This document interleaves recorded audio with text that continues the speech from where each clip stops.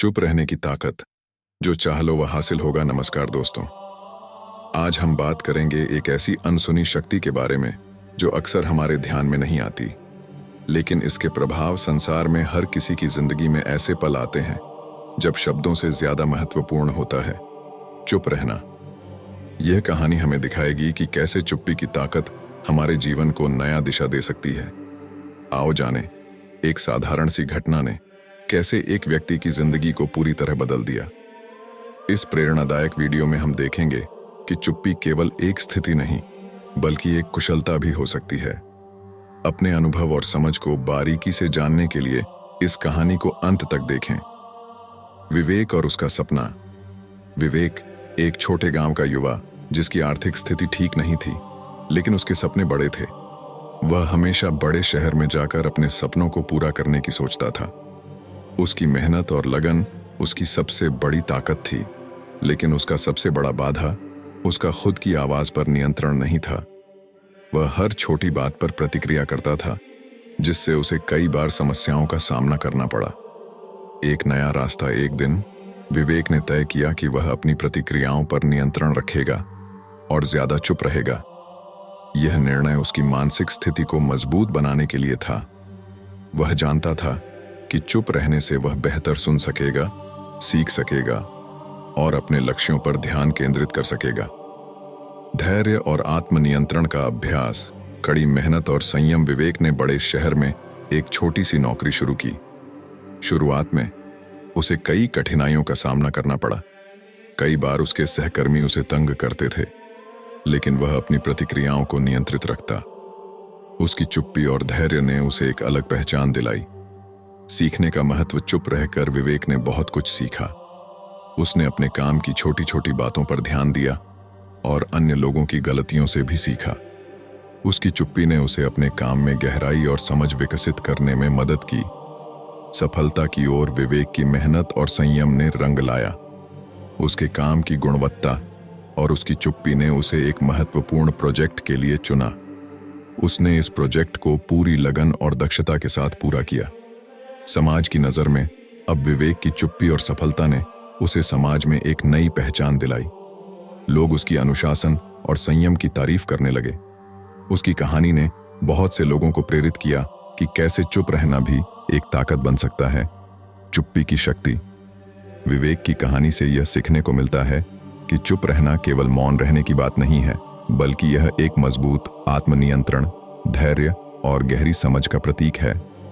चुप रहने से आप सुन सकते हैं, समझ सकते हैं और अपने लक्ष्यों को बेहतर ढंग से प्राप्त कर सकते हैं। जीवन में चुप्पी का महत्व। चुप्पी का मतलब यह नहीं है कि आप कमजोर हैं, बल्कि यह दर्शाता है कि आप कितने मजबूत हैं और किस प्रकार से आप अपनी सोच और भावनाओं पर नियंत्रण रख सकते हैं। यह मानसिक शांति, बेहतर निर्णय लेने की क्षमता और समस्याओं का समाधान ढूंढने की क्षमता को भी बढ़ाता है। एक बार की बात है, हरीश की एक पत्नी थी जो बहुत बोलती थी और वह उसके ज्यादा बोलने से बहुत परेशान था। हरीश को पता चला कि जंगल में एक महात्मा आए हुए हैं। वह अपनी पत्नी को उनके पास लेकर जाता है और कहता है कि मुनिवर, कृपा करके आप इसे समझाइए। ये बहुत बोलती है। मेरे माना करने के बाद भी इसका दिन भर इसका मुंह चलता ही राहत है। मैं इसे कितना समझता हूं कि कम बोला कर चुप रहना सीख, लेकिन नहीं, और हर बार इसकी वजह से लड़ाई होती है। महात्मा मुस्कुराए और बोले, मैं तुम्हें इस बात को एक कहानी की मदद से समझता हूं। मेरा गुरु का एक शिष्य था जो बहुत बोलता था। वह हर समय इधर उधर की बातें करता था और कभी शांत नहीं रहता था। जब वह दान लेने के लिए जाता तो हर घर से एक नई कहानी लेकर आता और आश्रम के दूसरे शिष्यों को सुनाता, और एक शिष्य की दूसरे से बुराई करता, चुगली और दूसरों के सामने अच्छा बनने का प्रयास करता और खुद के मुंह की तारीफ करता रहता, और हमेशा खुद को गुरु के सामने सबसे बुद्धिमान और उत्तम साबित करने का प्रयास करता। वह खुद को सभी शिष्य से बद्धा मानता था। उसका कहना था कि मैं एक अमीर घर का बालक, अगर मैं चाहता तो एक आरामदायक और सुविधाओं से भरा जीवन जी सकता, लेकिन मैं वह सब छोड़कर यहाँ आ गया क्योंकि मुझे खोज करना, खुद को जानना है, जीवन को जानना है। एक दिन गुरु ने आश्रम के सभी शिष्यों को बुलाकर कहा, आप सभी को अगले 1 महीने के लिए कोई ना कोई संकल्प लेना होगा। इससे आपकी संकल्प शक्ति मजबूत होगी और आप में आत्मशक्ति का संचार होगा। आप सभी अपने सामर्थ्य के अनुसार कोई भी संकल्प ले सकते हैं और यदि 1 महीने से पूर्व आप में से जिसका भी संकल्प टूट जाएगा तो वह अपनी पुरानी दिनचर्या में वापस आ सकता है। सभी शिष्यों ने अपनी शक्ति के अनुसार संकल्प लिए और गुरु को अपने संकल्प के बारे में बताकर वहां से चले गए। लेकिन वह शिष्य जो खुद सबसे अलग दिखाना चाहता था, वह सीधे गुरु की कुटिया में पहुंच गया और बोला, मैं कोई छोटा मोटा संकल्प नहीं लेना चाहता, बल्कि खुद की ही जैसे एक और महान संकल्प लेना चाहता हूं। कृपया आप ही बताएं, मुझे क्या संकल्प लेना चाहिए। उसकी यह बात सुनकर गुरु मुस्कुराए बोले, क्या तुम मेरे द्वारा दिए संकल्प को पूरा कर पाओगे? क्या तुम्हारे लिए उसे पूरा करना संभव होगा? शायद नहीं, वह तुम्हारे लिए संभव नहीं। तुम उसे पूरा नहीं कर पाओगे, इसीलिए तुम खुद ही कोई संकल्प ढूंढो। शिष्य ने कहा, आप जो भी संकल्प मुझे देंगे मैं जरूर उसे पूरा करूंगा। गुरु ने कहा, ठीक है, तो तुम अगले 1 महीने तक चुप रहो, मुंह से एक भी शब्द भी नहीं निकलोगे। यही है तुम्हारा संकल्प। शिष्य ने कहा, गुरुदेव, यह भी कोई संकल्प है? यह तो बहुत ही आसान है। आप कोई संकल्प दीजिए जो मेरी योग्यता के बराबर हो। गुरु ने कहा, पहले तो तुम इस संकल्प को तो पूरा करके दिखाओ। शिष्य ने गुरु की बात मान ली और वह उसी समय चुप हो गया और पलटकर कुटिया से बाहर चला गया। उसे चुप रहना बहुत आसान लग रहा था। उसने एक दिन तो जैसे तैसे चुप रहकर काट लिया, लेकिन दूसरे दिन से उसके मन मैं न बोलने का बोझ बढ़ाने लगा और तीसरे दिन उसे भारीपन महसूस होने लगा और चौथे दिन उसके अंदर एक अजीब सी बेचैनी होने लगी, क्योंकि आसपास आश्रम के सभी शिष्य एक दूसरे से बातें कर रहे थे। वह भी अपना पक्ष उनके सामने रखना चाहता था, उनकी बोलती बंद कर देना चाहता था, लेकिन उसका संकल्प उसके आगे आ रहा था, इसीलिए वह पूरे दिन सिर्फ और आंखें बनाता। इसी तरीके से कुछ दिन और बीते और वह शिष्य बीमार पड़ी गया। उसका सर फटा जा रहा, उसका खाने पीने तक मन नहीं करता था, वह सिर्फ बोलना चाहता था। वह गुरु के पास गया और उनके सामने बैठकर लिखकर उन्हें बताया, गुरुदेव, मैं बोलना चाहता हूँ, बिना बोले मुझे सांस नहीं आ रही है, मेरा दम घुटता जा रहा है, मैं अंदर ही अंदर पागल हुआ जा रहा हूँ, मैं क्या करूँ? संकल्प तो डर दूं क्या? यह पढ़कर गुरु मुस्कुराए और बोले, मैं संकल्प के लिए नहीं होते, लेकिन जो अपने संकल्प को पूरा कर लेट है वह अपनी आंतरिक शक्ति को बढ़ता है, और जो अपनी आंतरिक शक्ति को बढ़ा लेता है वह समाज और जागृति की राह पर आगे बढ़ जाता है। संकल्प का लेना भी तुम्हारे हाथ में था और इसे तोड़ना भी तुम्हारे हाथ में है। तुम्हारे बहुत से भाई अपने संकल्प को तोड़कर अपनी पुरानी दिनचर्या पर वापस आ चुके हैं। अगर तुमसे नहीं हो पा रहा तो तुम भी संकल्प तोड़कर अपनी पुरानी दिनचर्या पर वापस जा सकते हो। लेकिन याद रहे, अगर आज तुम इस छोटे से संकल्प को नहीं संभाल पा रहे तो तुम अपनी बाकी की पूरी जिंदगी को कैसे संभाल सकोगे? बाकी फैसला पूरी तरह से तुम्हारे हाथों में है। गुरु की यह बात उसे शिष्य के दिल में चोट कर गए।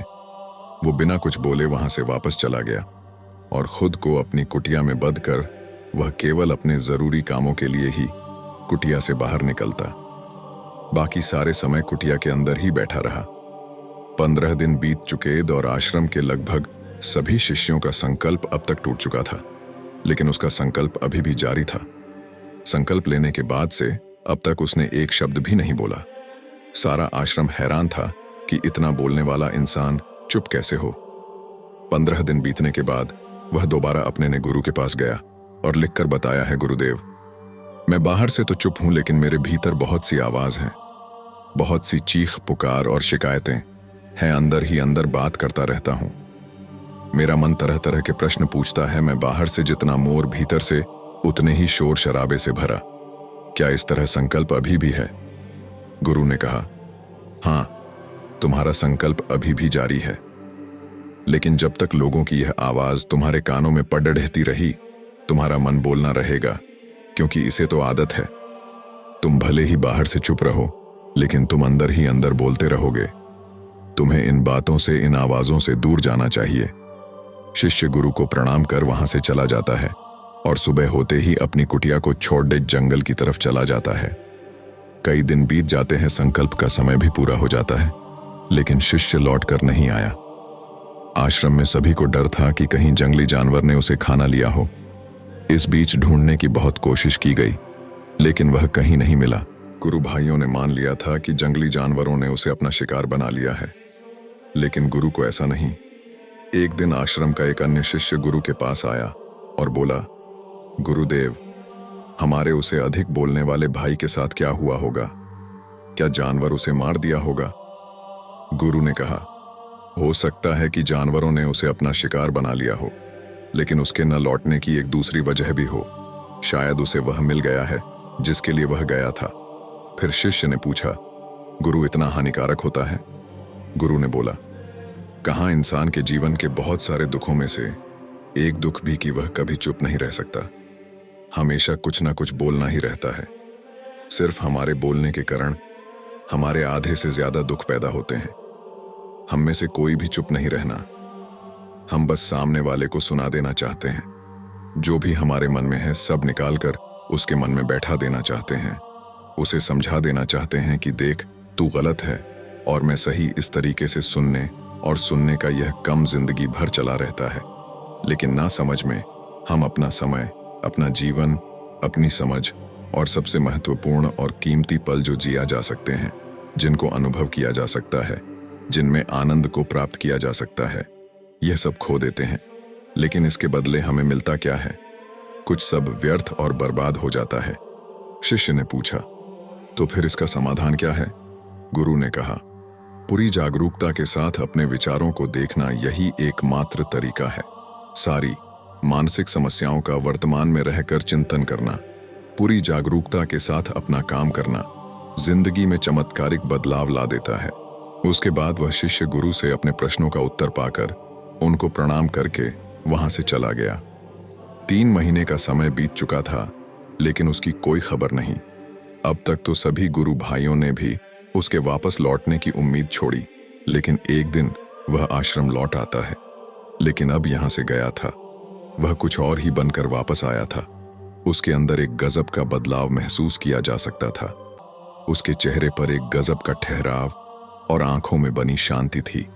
आश्रम में आते ही सभी गुरु भाइयों ने उसे चारों तरफ से घेर लिया और बातें करने लग गए।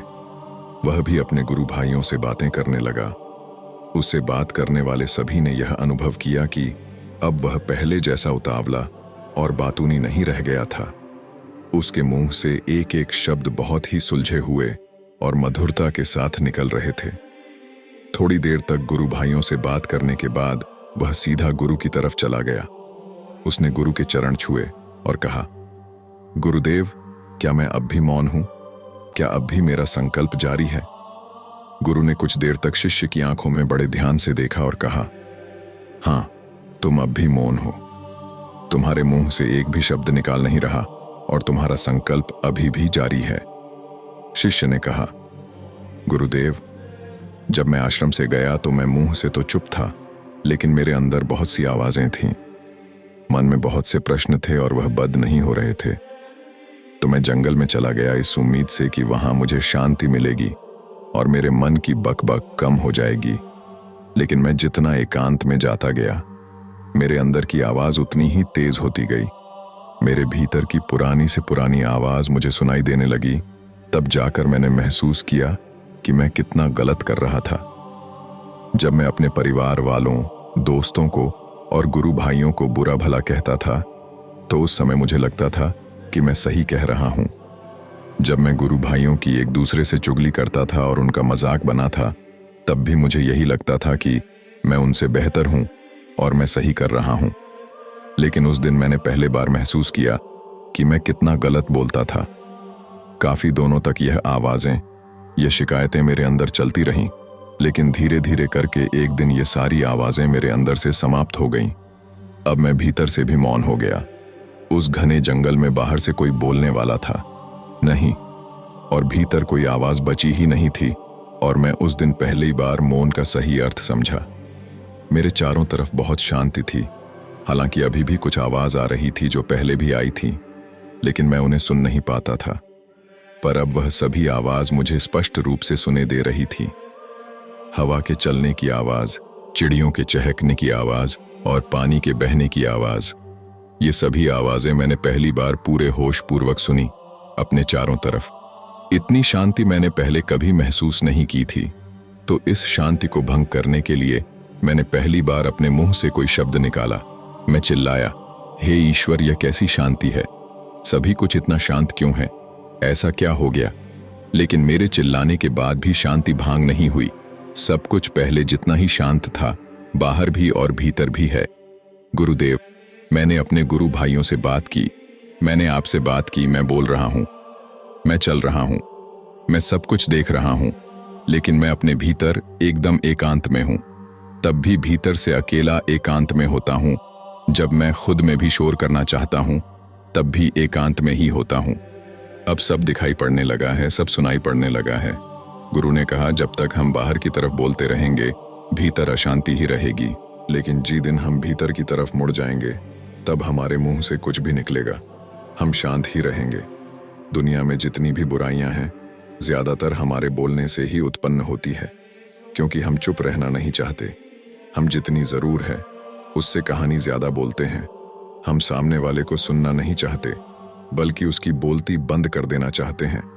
उसे समझा देना चाहते हैं कि मैं कौन हूं, मैं क्या कर सकता हूं, और यही हमारी जिंदगी का मकसद बनकर रह जाता है। हम ऊर्जा व्यर्थ के बोलने में बर्बाद होती है। ऐसे ही समाज में लोगों का जीवन दुखों से भर जाता है, जो हमेशा एक दूसरे को सुनाने में लगे रहते हैं। कभी एक दूसरे को सुनना नहीं चाहते, समझना नहीं चाहते, और चुप रहना तो उन्होंने कभी सीखा ही नहीं, क्योंकि चुप रहना उन्हें छोटा महसूस करवाता है।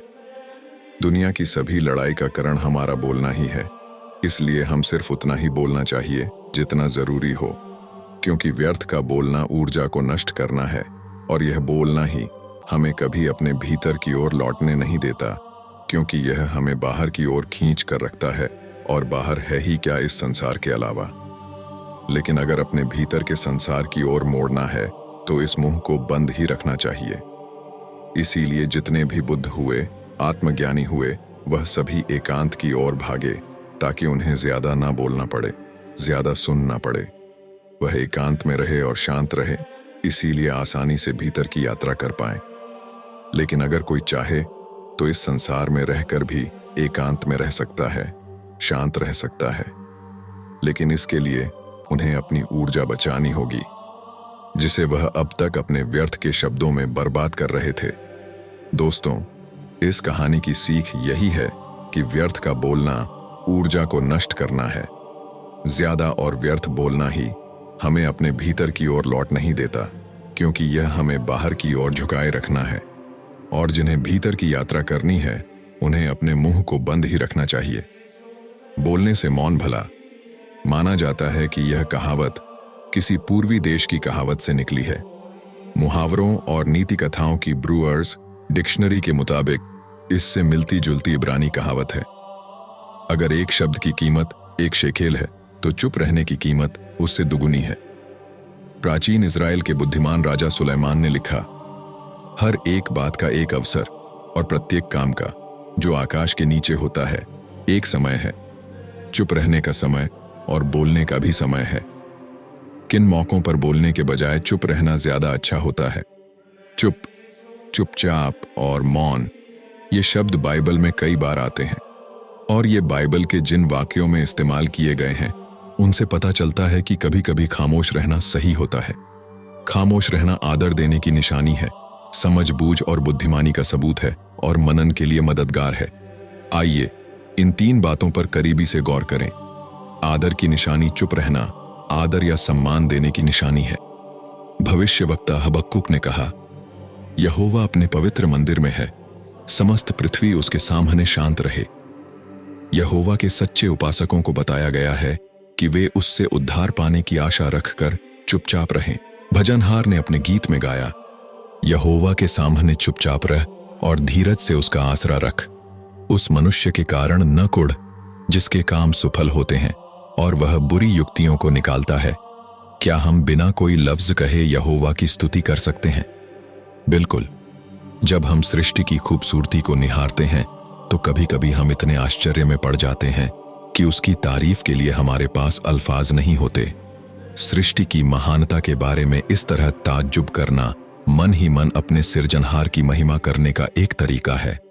भजनहार दाविद ने कुछ ऐसा ही महसूस किया और अपने एक गीत में कहा, हे परमेश्वर, सिय्योन में खामोशी तेरी स्तुति करती है और तुझसे जो मन्नत मानी है वह पूरी की जाएगी। यहोवा हम इंसानों से आदर पाने का हकदार है, इसीलिए हमें उसकी बातें भी आदर से सुननी चाहिए। परमेश्वर के भविष्यवक्ता मूसा ने जब इस्राएल जाति को अपना विदाई संदेश दिया तो उसने और याजकों ने वहां हाजिर लोगों को यह सलाह दी, चुप रहकर अपने परमेश्वर यहोवा की बात सुन। इस्राएलियों से कहा गया था कि जब वे परमेश्वर के कानून के बारे में सुनने के लिए इकट्ठा हों तो वे सभी ध्यान लगाकर सुने, यहां तक कि छोटे बच्चे भी। मूसा ने कहा, क्या पुरुष, क्या स्त्री, क्या बालक, सब लोगों को इकट्ठा करना कि वे सुनकर सीखें। आज मसीही सभाओं और बड़े बड़े अधिवेशनों में हमें बाइबल की अहम सच्चाइयां सिखाई जाती हैं।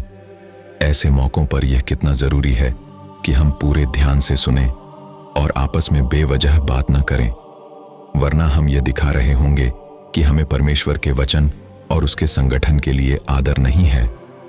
कार्यक्रम का समय चुप रहकर सुनने का समय होता है। रोजमर्रा की जिंदगी में भी जब कोई हमसे बात करता है तो हमें ध्यान से सुनना चाहिए, क्योंकि ऐसा करना आदर दिखाने की निशानी है। कुलपिता अय्यूब ने इस मामले में एक अच्छी मिसाल रखी। जो उस पर झूठे इल्जाम लगा रहे थे, उनसे उसने कहा, मुझे शिक्षा दो और मैं चुप रहूंगा। जब वे अय्यूब से बात कह रहे थे तो वह चुप रहकर उनकी सुनता रहा। इसके बाद जब अय्यूब ने कुछ कहना चाहा तो उसने उनसे खामोश रहने की गुजारिश की, मुझसे बात करना छोड़ो कि मैं भी कुछ कहने पाऊं। समझबूझ और बुद्धिमानी का सबूत बाइबल कहती है, जो अपने मुंह को बंद रखता वह बुद्धि से काम करता है। समझदार पुरुष चुपचाप रहता है। गौर कीजिए, यीशु ने किस तरह कुछ मौकों पर चुप रहकर समझदारी और बुद्धिमानी का बढ़िया सबूत दिया। जब दुश्मनों ने उसे घेर लिया और उसने देखा कि वे गुस्से से बेकाबू हो रहे हैं और ऐसे में उसके बोलने का कोई फायदा नहीं, तो वह चुप रहा।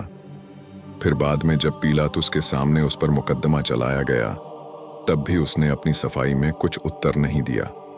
वह चाहता था कि उसने लोगों के बीच जो अच्छा नाम कमाया है वही उसकी तरफ से गवाही ठहरे। कभी कभी हमारे लिए भी बुद्धिमानी इसी में होती है कि हम अपना मुंह बंद रखें, खासकर तब जब हम गुस्से से उबल रहे होते हैं। एक नीति वचन कहता है, जो विलंब से क्रोध करने वाला है वह बड़ा समझवाला है, परंतु जो अधीर है वह मूर्खता की बढ़ती करता है। ऐसे नाजुक हालात में अगर हम अपनी जबान पर काबू न रखें तो शायद हम अधीर होकर या उतावली में कुछ उलटा सीधा कह दें। ऐसे में हम जो भी कहेंगे वह सामने वाले को बेवकूफ़ी की बातें लग सकती हैं और बाद में हमें अपने कहे का पछतावा हो सकता है और हमारे मन की शांति छिन सकती है। जब हमारा वास्ता ऐसे लोगों से पड़ता है जो यहोवा के नियमों को नहीं मानते, तब अपनी जबान को काबू में रखना समझदारी है। अगर कभी प्रचार में लोग हमें बुरा भला कहें तो ऐसे में खामोश रहना ही अच्छा है। उसी तरह जब हमारे साथ पढ़ने वाले या साथ काम करने वाले अश्लील चुटकुले सुनाते हैं या कोई गंदी बात करते हैं, तब भी हमें चुप रहना चाहिए, क्योंकि अगर हम उनकी बात पर हंसें या हामी भरें तो इससे जाहिर होगा कि हम उनका साथ दे रहे हैं। भजनहार ने लिखा, जब तक दुष्ट मेरे सामने है तब तक मैं लगाम लगाए अपना मुंह बंद किए रहूंगा। एक समझदार पुरुष कभी किसी का भरोसा नहीं तोड़ता, इसलिए सच्चे मसीही हमेशा इस बात का ध्यान रखते हैं कि मंडली की गोपनीय बातें दूसरों को न बताएं। इस मामले में मसीही प्राचीनों को खास सावधानी बरतनी चाहिए ताकि मंडली के सदस्यों का भरोसा उन पर बना रहे। हमारी खामोशी कभी कभी दूसरों पर बहुत अच्छा असर करती है। 19वीं सदी के एक अंग्रेजी लेखक सिडनी स्मिथ ने अपने जमाने के एक आदमी के बारे में लिखा, उसके साथ वक्त बिताना अच्छा लगता है क्योंकि वह अकेला बोलता नहीं रहता, बल्कि बीच बीच में खामोश रहकर दूसरों की सुनता भी है। वाकई, जब दो दोस्तों के बीच बातचीत होती है तो दोनों को एक दूसरे की सुननी चाहिए, एक ही को नहीं बोलते रहना चाहिए। बात करने में निपुण होने के लिए जरूरी है कि हम सामने वाले की भी ध्यान से सुनें। सुलेमान ने चेतावनी दी, जहां बहुत बातें होती हैं वहां अपराध भी होता है। परंतु जो अपने मुंह को बंद रखता वह बुद्धि से काम करता है। हम जितना कम बोलेंगे, मुंह से गलत बात निकलने की संभावना उतनी ही कम होगी। यहां तक कि मूढ़ भी जब चुप रहता है तब बुद्धिमान गिना जाता है, और जो अपना मुंह बंद रखता वह समझ वाला गिना जाता है। इसलिए आइए हम यहोवा से प्रार्थना में विनती करें कि वह हमारे होठों के द्वार की रखवाली करे। मनन के लिए मददगार बाइबल बताती है कि जो इंसान नेकी के रास्ते पर चलता है वह परमेश्वर की व्यवस्था पर रात दिन ध्यान करता रहता है। ध्यान करने या मनन के लिए कौन सा वक्त सबसे फायदेमंद होता है? कुलपिता अब्राहम के बेटे इसहाक के बारे में बताया गया है कि वह सांझ के समय मैदान में ध्यान करने के लिए निकला था।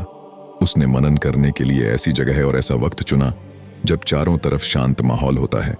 राजा दाविद रात की खामोशी में मनन करता था। यहां तक कि यीशु, जो एक सिद्ध इंसान था, वह भी अकेले में मनन करने के लिए समय निकालता था। वह भीड़ के शोरगुल से दूर पहाड़ों पर, वीरानों में या किसी और एकांत जगह जाकर मनन करता था। खामोशी से बेशक हमें कई फायदे होते हैं। अगर हम शांत रहकर खुद की जांच करें तो हम अपनी कमियां देख पाएंगे, जो कि खुद में सुधार लाने के लिए बहुत जरूरी है। चुप रहने से मन को शांति मिलती है। शांत माहौल में मनन करने से हम अपने अंदर नम्रता और मर्यादा जैसे गुण बढ़ा पाएंगे। साथ ही जिंदगी की सबसे जरूरी बातों के लिए अपनी कदरदानी बढ़ा पाएंगे।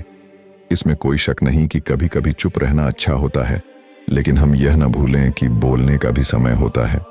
आज सच्चे उपासक परमेश्वर के राज की खुशखबरी सारे जगत में प्रचार करने में लगे हुए हैं। नतीजा, जैसे जैसे उनकी गिनती बढ़ती जा रही है, उनका हर्षोल्लास दूर दूर तक गूंज रहा है। तो आइए ठान लें कि हम भी उनमें से एक हों, जो परमेश्वर के राज्य की खुशखबरी पूरे जोश के साथ सुना रहे हैं और उसके अद्भुत कामों का ऐलान कर रहे हैं। इस जरूरी काम में हिस्सा लेने के साथ साथ हम अपने व्यवहार से दिखाएं कि कभी कभी मौन रहना बोलने से भला है। सबसे बड़ी ताकत पहले से तुम्हारे पास है। कहानी शुरू होती है जब गौतम बुद्ध अपने शिष्यों के साथ लंबा सफर तय करके एक सुंदर गांव पहुंचे। गौतम बुद्ध ने कुछ दिन उसी गांव में रुकने का निश्चय किया। गौतम बुद्ध के आने का समाचार गांव में आग की तरह फैलने लगा और कुछ ही देर में गौतम बुद्ध के आसपास लोगों इकट्ठा होने लगे और जमावट बढ़ने लगा। लोग कई तरह की समस्या लेकर वहां आने लगे। तभी एक बुजुर्ग रोते हुए गौतम बुद्ध के पास आए और कहा है, तथागत, मेरा बेटा कुछ काम नहीं करता। गरीबी और कठिनाइयों के लिए ईश्वर को दिन रात कोसता रहता है। जब मैं समझाता हूं तो मुझसे ही बहस करने लगता है और घर का माहौल खराब हो जाता है। तथागत, मैं जानता हूं कि वह अपना नुकसान कर रहा है, लेकिन मुझे समझ नहीं आता कि मैं उसे सही रास्ते पर कैसे लाऊं। गौतम बुद्ध मुस्कुराए और बुजुर्ग व्यक्ति से बोले, आप कोई बहाना बनाकर अपनी बेटा को मेरे पास ले आइए। बुजुर्ग व्यक्ति ने कहा, तथागत, मेरा बेटा किसी की बात नहीं सुनता, सबसे बहस करता है। मुझे डर है कहीं वो आपको भी कोई गलत बात ना कह दे। बुद्ध मुस्कुराए और बोले, चिंता मत करो, तुम बस उससे कहना कि मैं उसकी सारी समस्याओं का समाधान कर दूंगा। गौतम बुद्ध की बात सुनकर कुछ लोग बुजुर्ग के साथ उसके बेटे को बुलाने के लिए चल पड़े। दोपहर का समय था। लड़का अपने कमरे में सो रहा था। घर पहुंचते ही सबने उसे जगाया और उसे समझाना शुरू किया, लेकिन लड़का साथ चलने को तैयार नहीं हुआ। वह बस एक ही बात दोहराता रहता कि सारे साधु पाखंडी और नकली होते हैं, मैं इनकी बातों में आने वाला नहीं। लेकिन जब गांव वालों ने उसे बताया कि बुद्ध उसकी हर परेशानी का समाधान कर देंगे, तब जाकर वह गौतम बुद्ध से मिलने को राजी हुआ।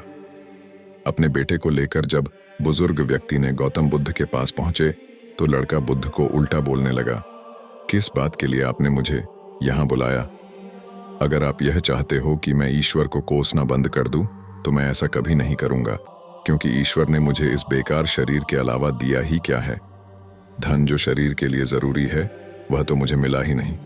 अगर आप मेरी धन की समस्या खत्म कर सके तो ठीक है, नहीं तो अपना बेरिया बिस्तर समेटिए और आगे बढ़िए। लड़के की बातें सुनकर गौतम बुद्ध मुस्कुराने लगे और बोले, मेरी दोस्त, मैं तुमसे ईश्वर की कोई बात नहीं करता, लेकिन याद रखो कि व्यक्ति के सुख और दुख का कारण उसके कर्म ही होते हैं। इसीलिए किसी और को कोसने की बजाय अगर तुम मेहनत करोगे तो तुम्हारा जीवन आसान हो जाएगा।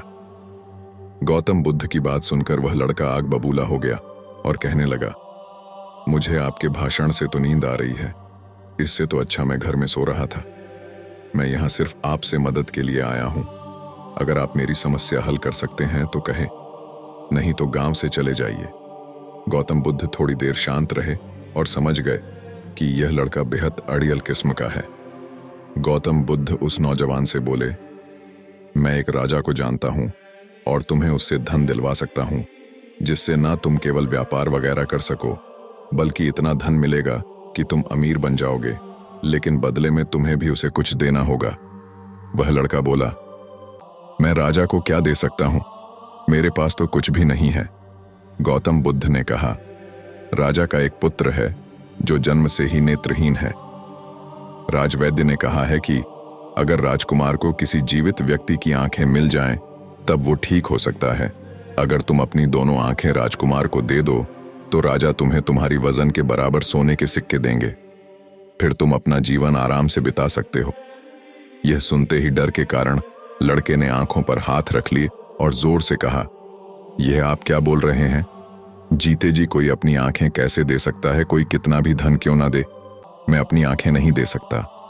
गौतम बुद्ध बोले, कोई बात नहीं, दो नहीं तो सिर्फ एक ही आंख दे दो, फिर भी मैं तुम्हें तुम्हारी वजन के बराबर सोने के सिक्के दिलवा दूंगा। वह लड़का फिर जमकर बोला, आप यह कैसी बातें कर रहे हैं?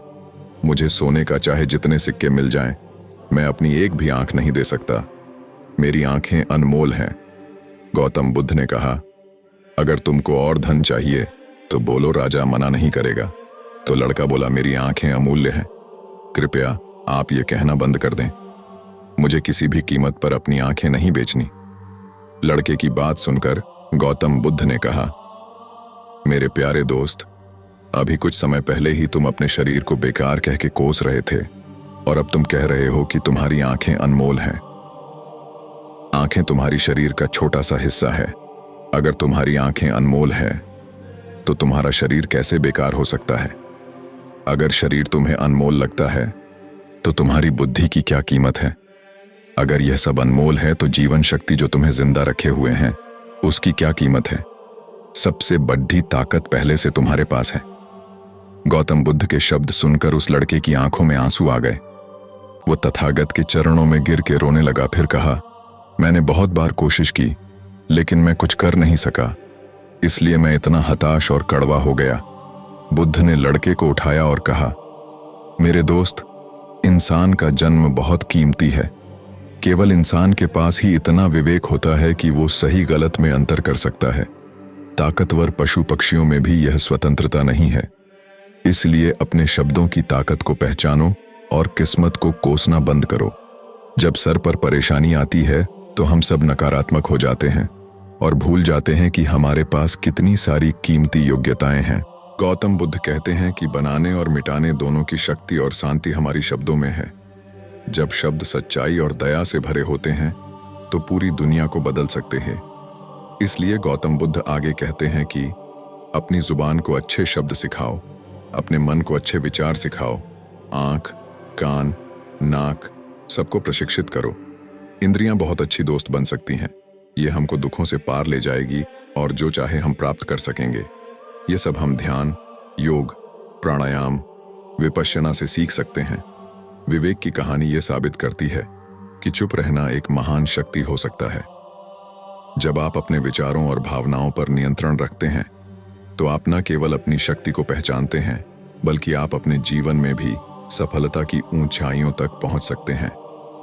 चुप रहकर आप गहराई से सुन सकते हैं, बेहतर समझ सकते हैं और अपने लक्ष्यों को प्राप्त कर सकते हैं। इस कहानी से प्रेरित होकर आप भी अपनी चुप्पी की शक्ति को पहचानें और अपने जीवन को सफलता की ओर ले जाएं। यह प्रेरणादायक कहानी आपके दर्शकों को प्रोत्साहित करेगी और उन्हें यह विश्वास दिलाएगी कि हर कठिनाई के बावजूद भी चुप रहकर सफलता संभव है। अगर आपको यह वीडियो पसंद आया हो तो कृपया इसे लाइक और शेयर करें और हमारे motivate for eat YouTube channel को सब्सक्राइब करना न भूलें, ताकि आपको भविष्य में ऐसी ही प्रेरणादायक कहानियां मिलती रहें। तब तक अपना ख्याल रखना। धन्यवाद। नमो बुद्धाय।